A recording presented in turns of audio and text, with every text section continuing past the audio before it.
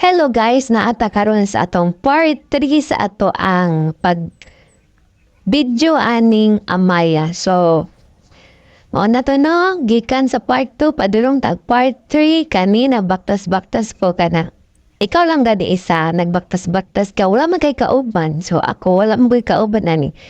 Ang video lang jud ko niya. Ako ra po'y nag-explore asa ko padulong. So, kung naaway mga pangutana guys like dila entrance sa Amaya. So, from weekends, Friday to Sunday, all access na siya sa entrance. Like, view deck, Clarice Hill, Skywalk, Noah's Aviary, Vineyard, Restaurant, Sky 88 Cafe, o Rock Chapel. Ang bayad ani guys sa weekends sa adults is 300.